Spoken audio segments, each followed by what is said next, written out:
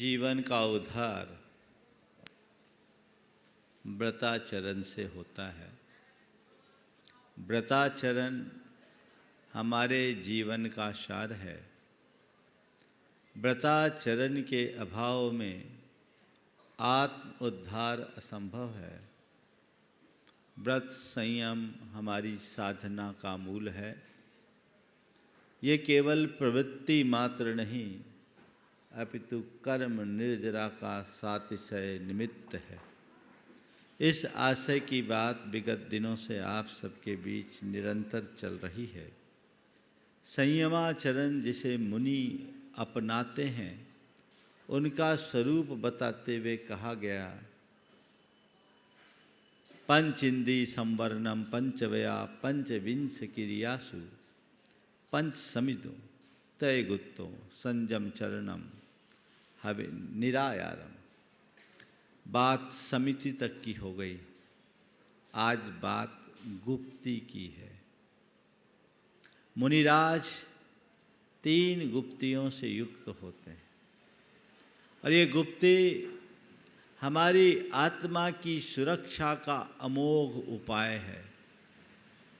24 घंटे हमारी प्रवृत्तियाँ होती है और ये प्रवृत्तियाँ शुभ भी होती है अशुभ भी होती है। ज़्यादातर प्रवृत्ति अशुभ होती है और जो शुभ होती है तो शुभ प्रवृत्ति भी उसमें हमारा प्रमाद जुड़ जाने के कारण शिथिलता आ जाती है। अपनी प्रवृत्ति के प्रति जागरूक रहो, ये समिति है, और प्रवृत्तियों को नियंत्रित करो, ये गुप्ती है। प्रवृत्ति के प्रति जागरूकता का नाम समिति सावधान प्रवृत्ति या प्रवृत्तिगत सावधानी समिति।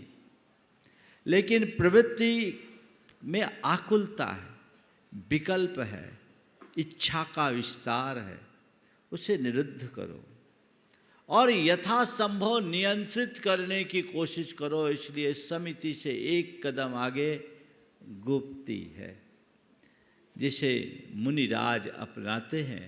उनके 13 प्रकार के चरित्र में पंच महाव्रत, पंच समिति और 3 गुप्तियाँ आती है। इनके अभाव में किसी मुनि का मुनिपना सुरक्षित नहीं रह पाता। हम लोग शास्त्रों में गुप्तियों की बातें करते हैं। आज मैं आपसे गुप्ती की कुछ व्यवहारिक स्तर की बातें करूंगा। एक मुनिराज अपने जीवन में गुप्तियां कैसे अपनाते हैं और आप अपने जीवन में उन गुप्तियों को किस रूप में स्थान देकर अपने आप को बचा सकते हैं। हमारे यहाँ 3 गुप्ती है, मनोगुप्ती, वचन गुप्ती और काय गुप्ती। मनोगुप्ती यानी मन को राग द्वेष से अप्रभावित रखना। वचन गुप्ती अशुद्ध वचनों का निरोध करना अथवा मौन रहना। और काय गुप्ती शारीरिक कुचेष्टाओं को नियंत्रित करना, ये काय गुप्ती है। ये 3 प्रकार की गुप्ती है जो हमें पापों से बचाती है। पापेभ्यो गोपनम गुप्ती, जो पापों से हमारी रक्षा करे उसका नाम गुप्ती है। हर प्रवृत्ति में पाप की संभावना है और निर्वृत्ति से ही पाप नियंत्रित होता है। इसलिए पाप को नियंत्रित करना चाहते हैं तो प्रवृत्ति पर अंकुश रखें। आज मैं 4 बातें आप सबसे कहूँगा। रुकना, रोकना, बहना, बहकना। 4 शब्द हैं। रुकना, रोकना, बहना, बहकना। संत कहते हैं तुम कहीं रुको, कहीं रुको, कभी रुको, अपनी प्रवृत्तियों को देखो। एक मुनिराज जो 3 गुप्तियों का पालन करते हुए अपने आप को केंद्रित करते हैं, तुम कहाँ हो? रुक रहे हो या चल रहे हो? पता है एक साधु और एक गृहस्थ में क्या अंतर? एक साधु और एक गृहस्थ में क्या अंतर है? जिसके पैर रुके हों और मन चलता हो वो गृहस्थ।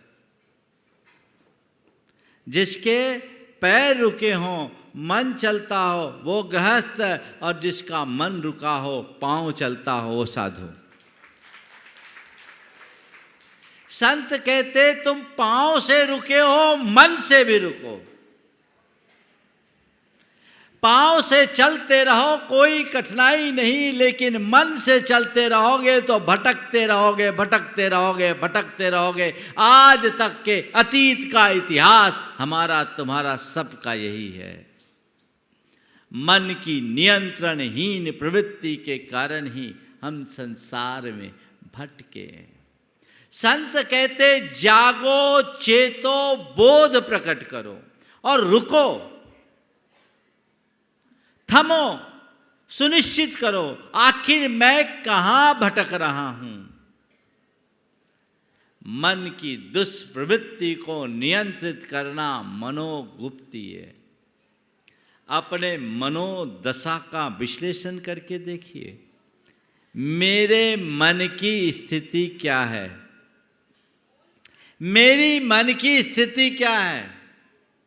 कभी विचार करते हैं कहां है मेरा मन, किधर रमता है।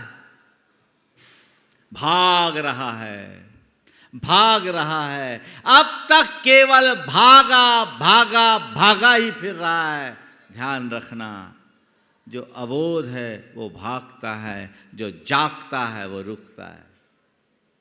अभी तक तुम भाग रहे हो, जिस दिन जाग जाओगे उसी दिन रुक जाओगे।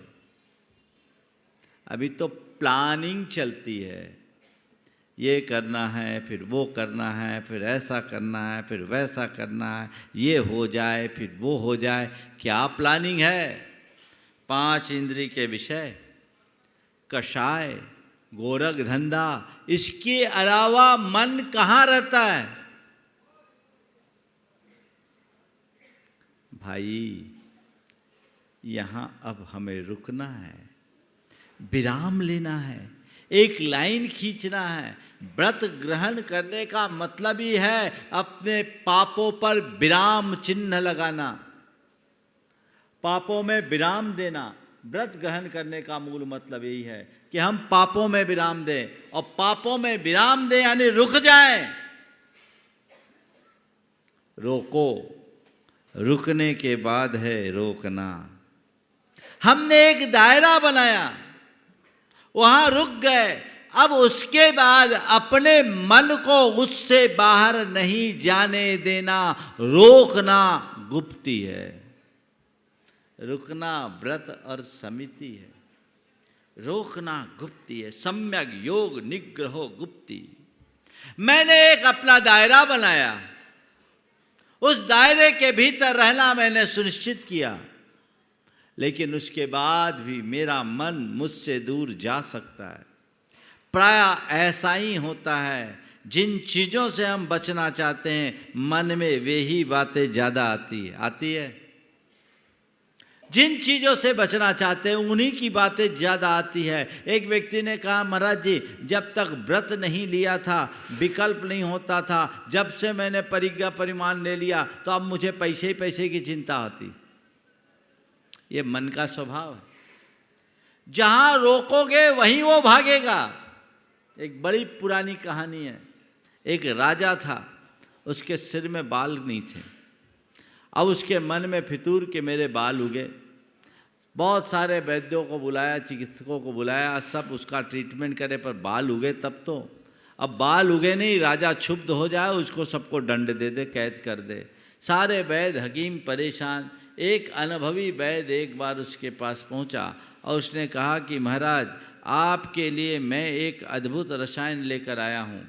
इस रसायन का प्रयोग करते ही आपके बाल तो वैसे हो जाएंगे जैसे आपके बचपन में बाल थे।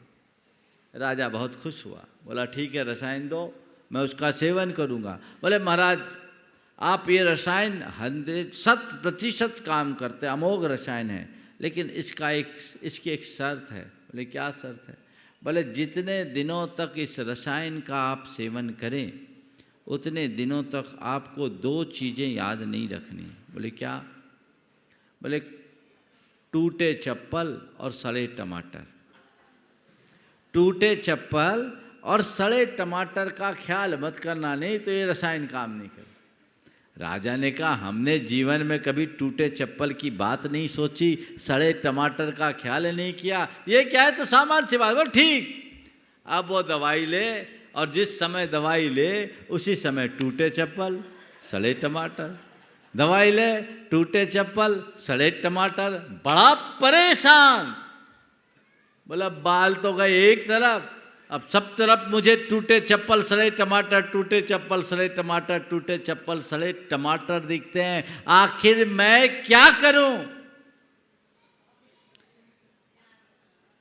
वैदाया बोले, महाराज आपने सेवन किया? बोले सेवन तो किया, लेकिन फायदा नहीं हुआ। बोले महाराज क्या हुआ? हमने जो पथ्य कहा था वो पाला? बोले वही तो नहीं पाल पाया। तो महाराज अब हम कुछ नहीं कर सकते, ये तो आपको करना पड़ेगा, औषधि हम दे सकते हैं, बचाव आपको करना पड़ेगा।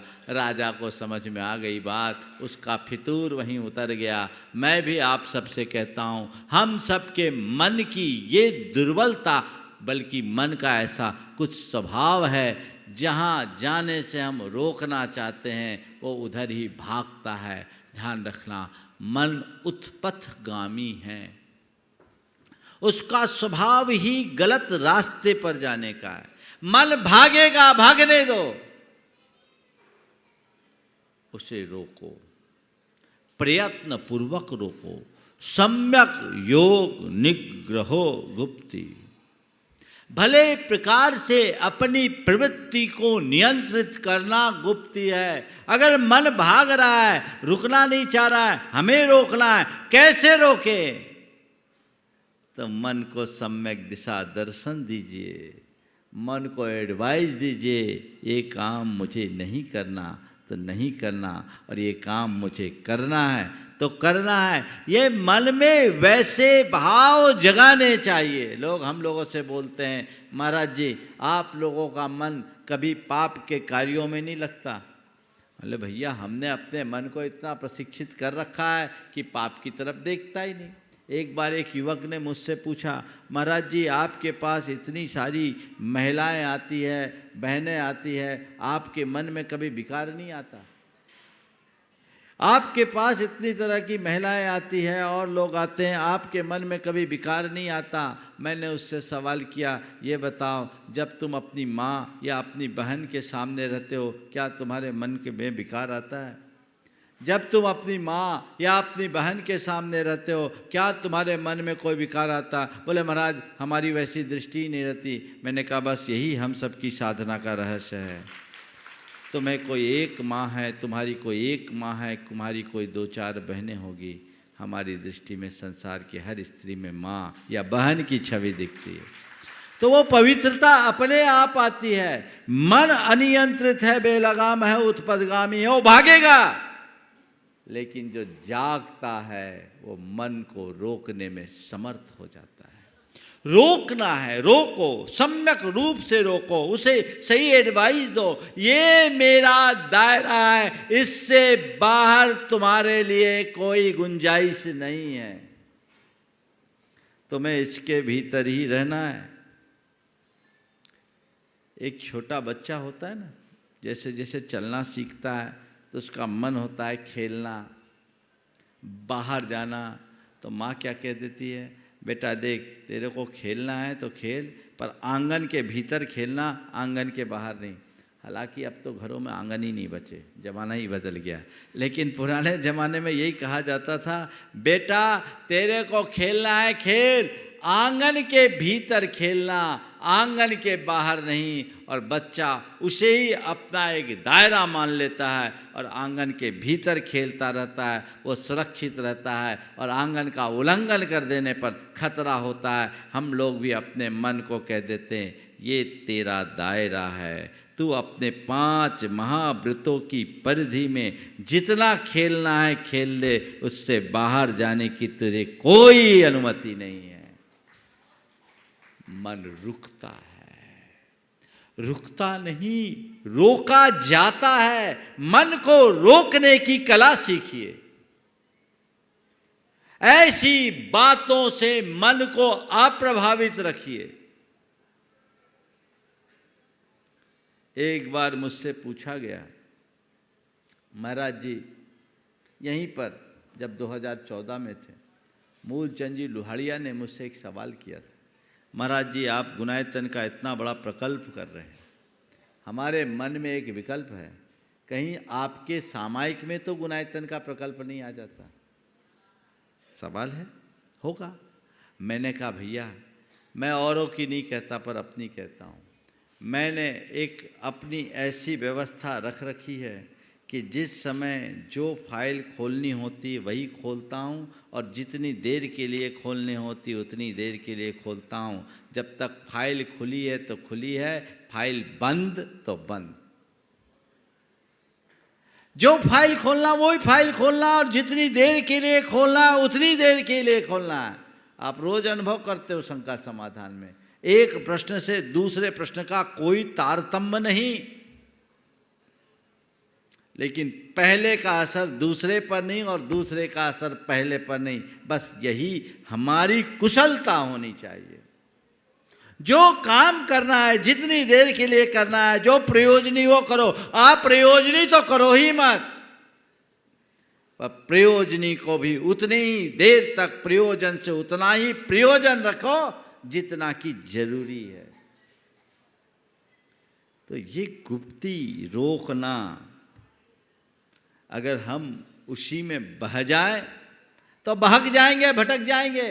लोगों के साथ अक्सर यही होता है, वो रुकते नहीं हैं, रोकते नहीं हैं, बह जाते हैं और बह जाने से फिर बहक जाते हैं, भटकाव आ जाता है। ये हमारे साधना की एक बहुत बड़ी कमजोरी है। साधु वही है जो अपने मन को रोकने में समर्थ हो।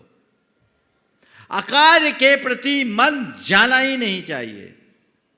यदि कदाचित अज्ञानवश, प्रमादवश, कषायवश चला भी जाए, तुरंत अपनी निंदा गढ़ा करो।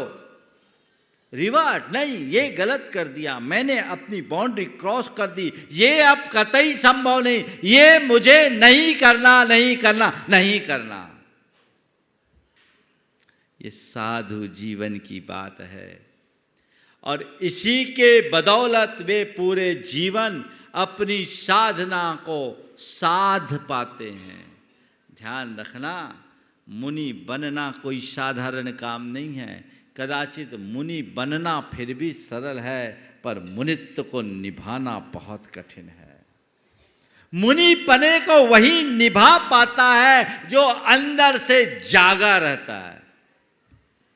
मैं हर पल यही सोचता हूँ कि मेरे जीवन की सबसे बड़ी पूंजी मेरा रत्नत्रय है, जो अनंत जन्मों के पुरुषार्थ के परिणाम स्वरूप मुझे मिला है। मुझे सब खोकर उसकी हिफाजत करना है, उसे बचाकर चलना है। वो अमूल्य निधि है, इस बात का एहसास मुझे है, मेरे मन में है, इसलिए मैं एक पल भी उसके प्रति लापरवाह नहीं होता। बस आपसे भी मैं यही कहता हूँ, गुप्तियाँ तो मुनियों की होगी, लेकिन अपने आप को भी तो एक दायरे में बांध कर रखना सीखा जा सकता है। मेरी एक सीमा हो और मैं उस सीमा से बाहर न जाऊं। जब भी मन जाने लगे, सोचो ये मेरे लिए नुकसान पहुंचाने वाला है, ये मेरे लोक और लोकोत्तर दोनों हितों में बाधक है, इससे मुझे बच के रहना है। मैं इस मर्यादा का कभी उल्लंघन नहीं करूंगा। तब मन गुप्ती होती है। मन का खेल विचित्र है।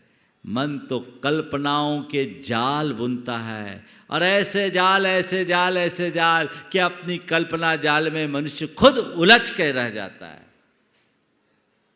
व्यर्थ की कल्पनाओं से बचो, जिनमें पाप की संभावना है उनसे दूर रहो।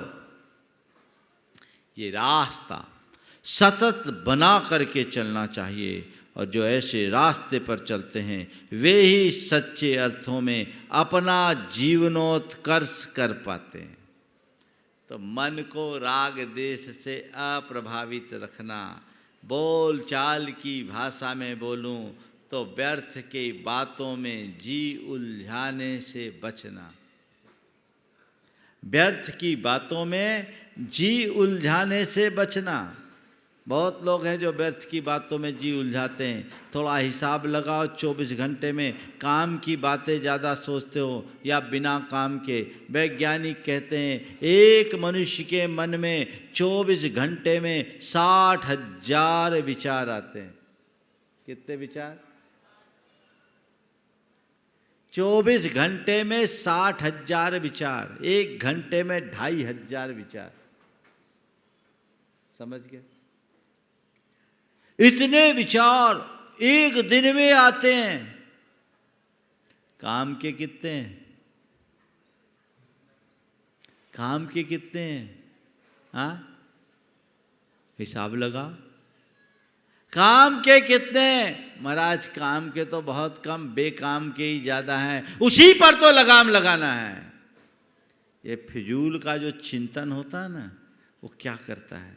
एक बार ऐसा हुआ, एक व्यक्ति था, रोज घर के ओटे पर बैठकर, ओटा यानी घर का जो दासा होता है, चबूतरा, ओटे पर बैठकर दतोन किया करता था। उसी मध्य एक सांड आया करता था। उस सांड की जो सींग थी ना, बड़ी आकर्षक थी, आर्च लिए हुई थी, ऐसे आर्च जैसी बनी हुई थी सींग में।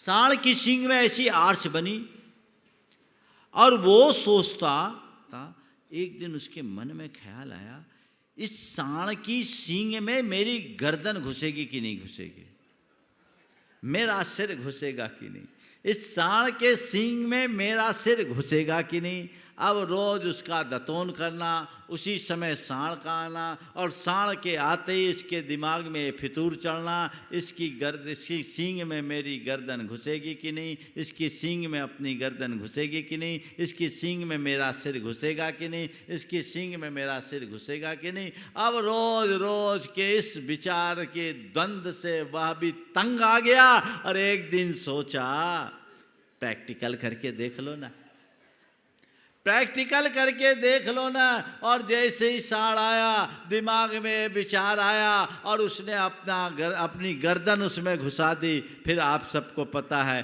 क्या हाल हुआ होगा, क्या हाल हुआ होगा। मुझे नहीं मालूम ये कहानी किसकी है, मुझे नहीं मालूम कि ये कहानी किसकी है, पर अपने अंदर झांक के देखो, रोजमर्रा के जीवन में तुम कितनी बार सांड की गर्दन में, सांड की सींग में अपनी गर्दन घुसाते हो, कितनी बार, क्यों दिमाग लगाते हो। बिना काम की बातों में अपना जी उलझाना सांड की सींग में अपनी गर्दन घुसाने जैसा हास्यास्पद कृत्य है। काम से काम रखो, फिजूल की बातों में अपनी शक्ति का अपव्यय क्यों करते हो। तो मनोगुप्ती, रुकना और रोकना, एक दायरा बना दो फिर रोको। कहते हैं साधु का मन जहाज के पंछी की तरह होता है, उड़ भी जाएगा तो लौट के वहीं आना पड़ेगा। कहाँ जाएगा, वहां तो और छोर ही नहीं है।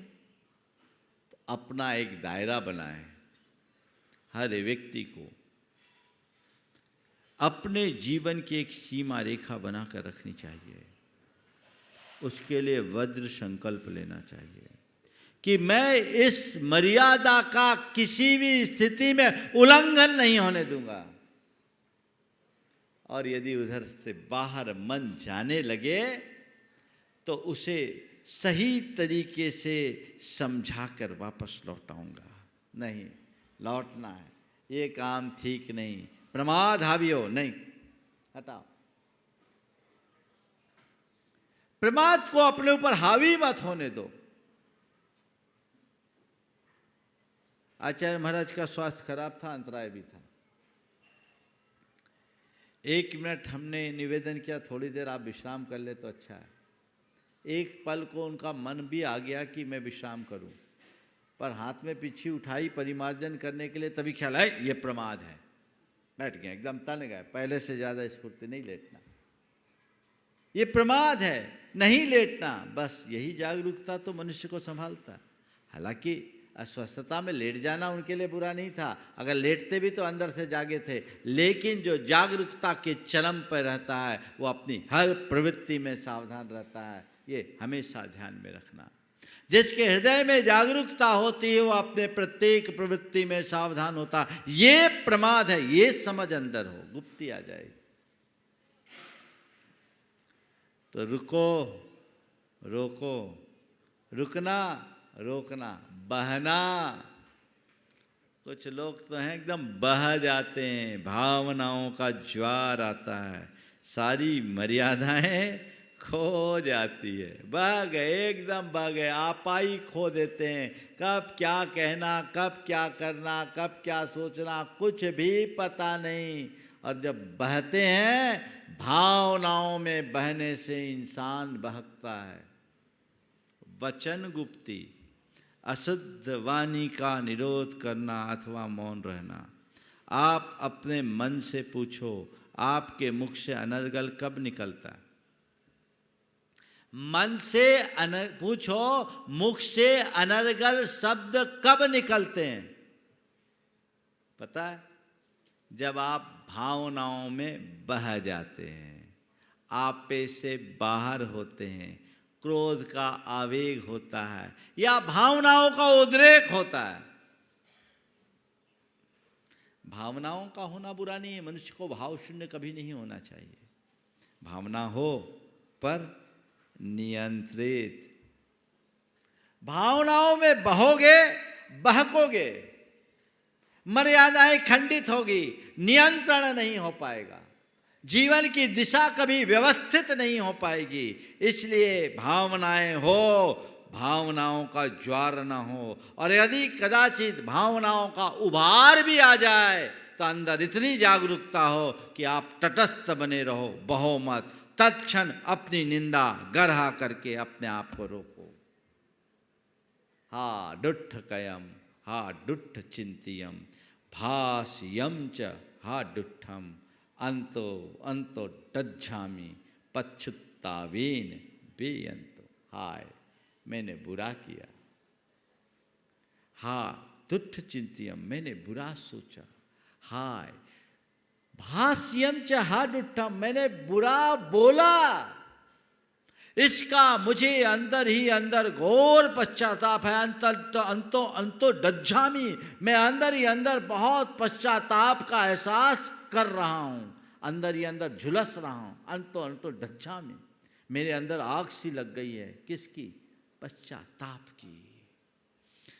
जिस मनुष्य के हृदय में अपनी दुष्प्रवृत्तियों के प्रति ऐसी जागरूकता होगी, वही अपने जीवन को संभाल पाएगा। पर चलता है, कौन देखता है? सब पल में बह जाते हैं। और बहने की बात तो जाने दीजिए, यदि कोई समझाने की भी कोशिश करे तो समझने को तैयार नहीं होते। यही संसार का मूल है, वचन गुप्ती। बहो मत, बहको मत। भाषा पर नियंत्रण तभी होगा जब भावों पर नियंत्रण हो। भाव अनियंत्रित होते तभी भाषा वैसी अनियंत्रित होती है। हमारे मुख से जो भी शब्द निकलते उसके पीछे कोई ना कोई भाव होता है कि नहीं होता? होता है ना। तो उस भाव पर नियंत्रण कब रखे? भावना योग नित्य करो। मुझे संयम रखना है, मुझे सहज रहना है, मुझे शांत रहना है, मुझे सकारात्मक रहना है, मुझे मर्यादित रहना है। ये कुछ ऐसे बोध वाक्य हैं, यदि ये हमारी अंतश्चेतना में जम जाए तो जब कभी मन बहकने को होगा ना, अंदर से आवाज आएगी, ए संयम रखना है, सहज रहना है, शांत रहना है, सकारात्मक रहना है, सही बोलना है। देखिए कैसा आनंद आता है, वह जीवन का चरम आनंद है। तो रुकना, रोकना, बहना और बहकना। बंधुओं, रुको, रोको, बहो मत, बहको मत। आज तक तो सब बहते आए हैं और बहकते रहे हैं, परिणाम दुख, उससे बचना है, नियंत्रित। हर शब्द को बोलने से पहले तौलना सीखो, उसके परिणाम को सामने देख के रखो। हर व्यक्ति की जिह्वा में एक संपादक होना चाहिए।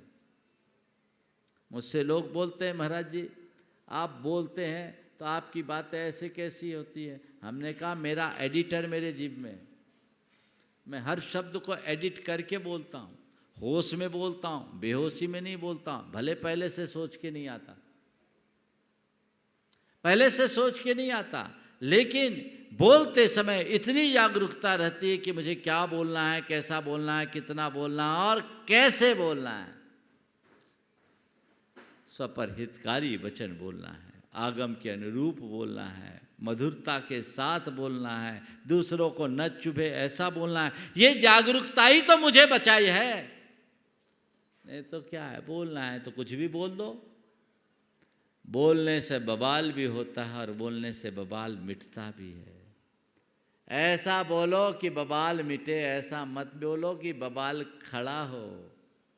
बोलने पर नियंत्रण, भटका बहकने से बचो, बहो मत, बस थमो, रुको, रोको। उसके लिए भी एक लंबे अभ्यास की जरूरत है। कई लोग कहते हैं, महाराज जी क्या करें, जब गुस्सा आता है तो होश नहीं रहता। अरे होश में गुस्सा आता किसको है? सब बेहोश ही तो हैं जिनको गुस्सा आता है। बेहोशी है, गुस्सा भी एक प्रकार की बेहोशी है। अंदर से आत्मा को जगा के रखो, स्वस्थ दशा में अपनी जागरूकता बना के रखोगे तो क्रोध के क्षणों में भी बोध बना रहेगा। वही तुम्हें संभालेगा, जो तुम्हारे जीवन के पथ को प्रशस्त करेगा, जिसको अपना लेने के बाद फिर तुम्हें कहीं किसी प्रकार की कठिनाई का एहसास नहीं होगा। ये निरंतर होना चाहिए और उत्तरोत्तर अपने जीवन की दिशा को उसी अनुरूप बढ़ाने का प्रयत्न और पुरुषार्थ करना चाहिए। जब आप ऐसा करोगे तब अपने जीवन को आगे बढ़ा पाओगे। तो वाणी पर संयम, अशुद्ध वचनों का निरोध अथवा मौन, अभ्यास करो। मौन रहने का अभ्यास करो, अशुद्ध वचनों को निरुद्ध करने का अभ्यास करो। कई बार लोग मौन ले लेते हैं, बोलने में जब बवाल होता है तो मौन होते हैं। अक्सर ऐसे ही होता है ना, आपस में लड़ लिए फिर मौन, एक दूसरे से नहीं बोले, होता है। पहले झगड़े फिर मौन, ऐसा मौन किसी काम का नहीं। हम जब ब्रह्मचारी थे तो हमारे साथ का एक ब्रह्मचारी था, उसका स्वभाव थोड़ा उजड़ टाइप का था और जिस किसी से उसकी स्टेशन फंसती थी। रोज़ किसी न किसी से उसकी बोली बड़ी खराब थी। संयोग अब वो हमारे संग में नहीं है, लेकिन उसका रोज़ रोज़ किसी न किसी से कुछ ना कुछ हो ही जाता था। एक दिन परेशान होकर के वो गुरुदेव के पास गया, कहा गुरुदेव मुझे 1 महीने का मौन दे दो, गुरुदेव मुझे 1 महीने का मौन दे दो। गुरुदेव ने कहा पहले बोलना सीखो, बोलना सीखो। बोलना नहीं सीखोगे तो मौन क्या होगा?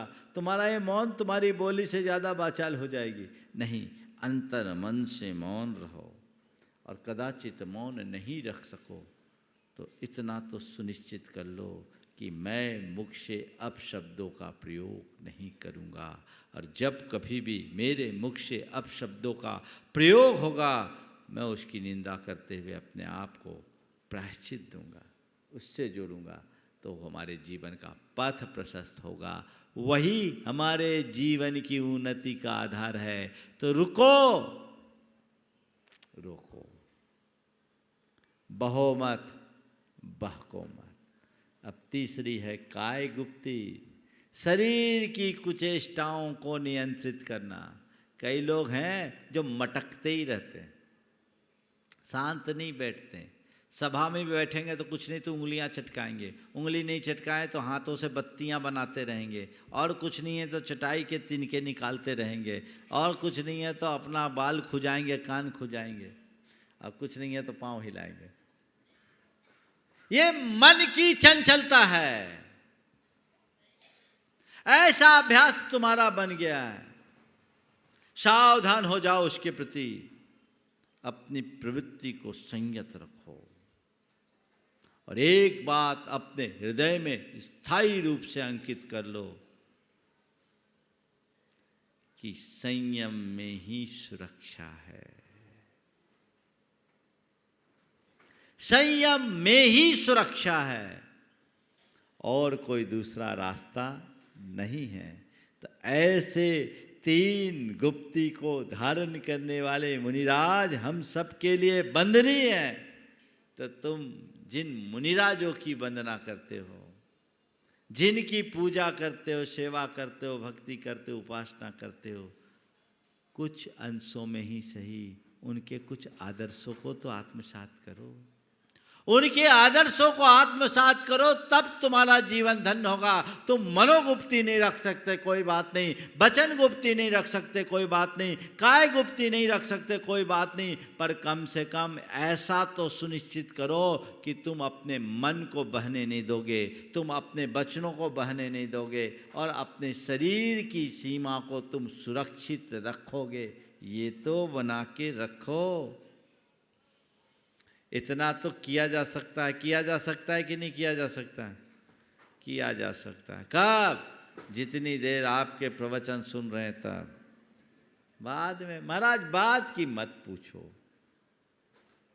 यही हमारी एक बड़ी कमजोरी है। जो इस कमजोरी को नियंत्रित करता है वो निरंतर अपने जीवन का उत्कर्ष कर पाता है। तो आचार्य कुंद ने हम सबको जो मार्गदर्शन दिया, पंच इंद्री संवरणम पंचवया पंचविंश क्रियासु पंच समिदो तय गुत्तो संजम चरणम निरायारम, उस संयमाचरण का हम सब पालन करें और अपने जीवन का उत्कर्ष कर सके, अपने जीवन को आगे बढ़ाने में हम सफल हो सके। इसी स्वभाव के साथ समय आप सबका हो रहा है। मैं यहीं पर विराम दे रहा हूँ। बोलिए परम पूज्य आचार्य गुरुवर श्री विद्यासागर जी महाराज।